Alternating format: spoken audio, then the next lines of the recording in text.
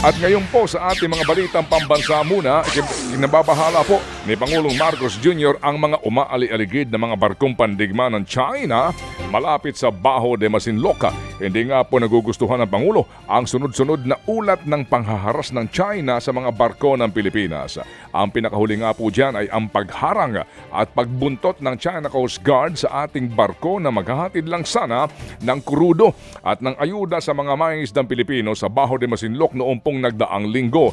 Naglagay din doon ng mga floating barrier ng China at ginagamitan pa ng signal jammer ang ating mga barko. Sa gitna po niyan, tiniyak po ni Pangulong Jr. na patuloy na dedepensahan ng pamahalaan ng ating mga teritoryo. Mas paigtingin din daw ng Pilipinas ang pakikipagtulungan sa ibang bansa pagdating sa defense at maritime security. Samantala kung si Ambassador Jose Manuel Romualdez ang tatanungin, ang West Philippine Sea at hindi ang Taiwan ang sentro ng tensyon sa Asya. Sa kanyang pahayag sa harap ng Consular Corps ng Pilipinas, masigit na nakakabahala ang iringan ng Pilipinas at ng China. Lalo pat mas lalong naging agresibo ang China sa pangaagaw nito sa ating teritoryo. Bukod rito, nariyan din ang banta ng pananakop ng China sa Taiwan. Kaya't ayon kay Romualdez, mahalagang gumawa ng mga hakbang ang Pilipinas at ibang mga bansa para magdalawang isip ang China sa mga ikinikilos nito. Sa ilang pang mga tampok na balita, biglang bawi si dating Pangulong Rodrigo Duterte sa ilang sinabi niya tungkol sa paggamit umano ng droga ni Pangulong Marcos Jr. Noong Enero 29 sa isang prayer rally sa Davao, tinawag ng dating Pangulo na adik at bangag si Marcos Jr. Pero sa isang press conference itong araw ng Martes, itinanggi ng dating Pangulo na may ganyan siyang sinabi. Bukod diyan, tila umano hindi na rin po maalala ni Duterte na minsan niyang hinamon si Pangulong Marcos na magpa-drug test sa Luneta. Kasama siya para magkaalaman na. Iginiit na dating Pangulo na wala siyang ganyang mga pahayag.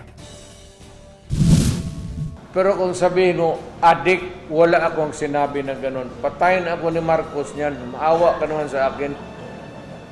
Matanda na ako. Yan po ang tinig ni dating Pangulong Rodrigo Duterte. Dapat nang humarap si Pastor Apollo Quiboloy sa Kamara at sa Senado ayon mismo kay Pangulong Bongbong Marcos Jr.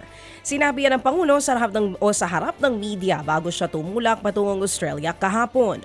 Matatanda ang ipinasabi na ng Senado si Quiboloy kaugnay ng investigasyon sa mga akusasyon ng pang-aabuso, pananakit at panggagahasa sa mga dating miyembro ng Kingdom of Jesus Christ. Kabilang narito ang isiniwalat ng isang alias Rene na sinabing nagbigay si Quiboloy ng bag na naglalaman umano ng baril sa dating Pangulong Duterte at anak nitong si VP Sara. Bagay na itinanggi naman ng mag-ama. Tinawanan naman ng Pangulo ang mga alegasyon ni Quiboloy na nakikipagsabuatan sa Amerika si Marcos Jr. para ipadukot at ipapatay umano ang pastor. Imbes na kung ano-ano ang pinagsasabi, magpaliwanag na lamang daw sa Senado at sa Kamara si Pastor Quiboloy. Walang may gustong mag-assassinate sa kanya. Bakit siya assassinate? Siguro natatakot siya dahil sa mga pangyayari. Just face the questioning in the House and in the Senate. Ngayon, kung sinasabi niya hindi totoo lahat yan, hindi totoo, walang nangyaring ganyan, di sabihin niya. Kung makapunta siya, sagutin niya lahat ng tanong, di tapos na. Samantala, ayon naman sa abogado ni Pastor Apollo Quiboloy na si Attorney Ferdinand Topacio, nandito lamang sa bansa si Quiboloy. Nagdadalawang isip umano ang kanyang kliyente kung sisipot sa pagdinig ng Senado. Ipinagtanggol po naman ng National Food Authority o NFA ang pagbebenta nila ng bigas sa ilang traders. Ayon po sa NFA Council, pwedeng mag-dispatcha ng lumang stock ng bigas ng hanggang 10% na mas mura sa orihinal nitong presyo. Ito'y para daw masunod ang mandato nito na dapat ay 79% ng stock ang nasa mabuting kondisyon. Ang mga naturang stock nila ay ibinenta sa halagang 25 pesos ang kada kilo. Pero kung ang samahang industriya ng agrikultura o sinag ang siyang tatanungin, meron pa ring mafia na kumikilo sa loob ng NFA. Kaya dapat agad daw malaman kung sino-sino ang mga tiwaling opisyal at empleyado na sangkot dito.